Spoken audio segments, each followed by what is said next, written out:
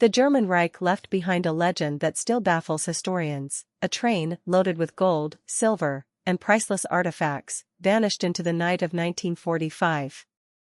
Imagine a locomotive roaring across war-torn tracks, its cargo sealed for safety, only to be swallowed by a blizzard, a flood, or a desperate retreat.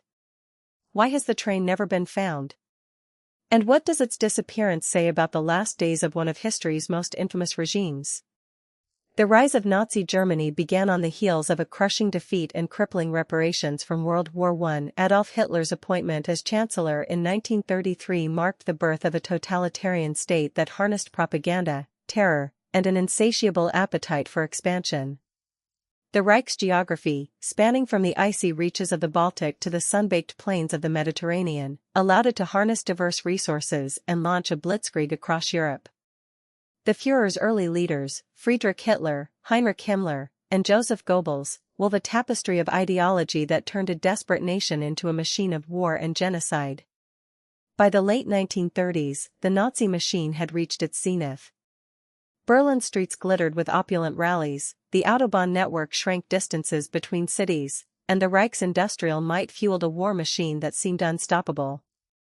The regime's power sources were both physical, steel, oil, and a massive workforce, and ideological, with the cult of the Führer promising a rebirth of German greatness.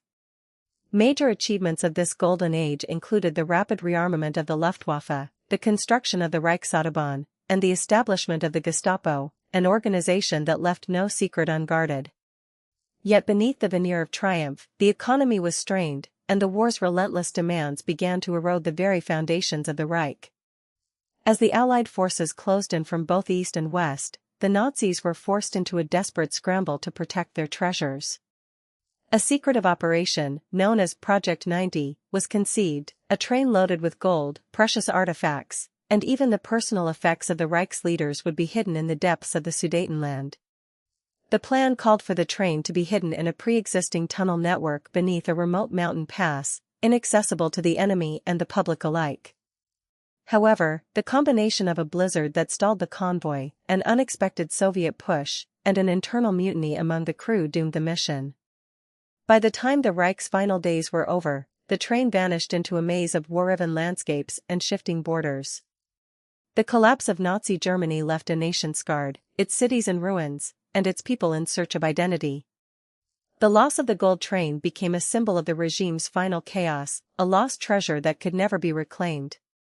Yet the legacy of the Third Reich endures in the ruins of Berlin, the memorials of concentration camps, and the lessons learned by the world about the perils of unchecked power. The mystery of the train serves as a chilling reminder of how quickly even the most powerful regimes can be undone, leaving behind secrets that time refuses to solve. In the end, the story of the Nazi gold train is one of ambition, secrecy, and inevitable downfall. It is a testament to how war can erase even the most meticulously planned fortunes. Don't forget to subscribe to Kadim World for more stories that uncover the hidden chapters of history.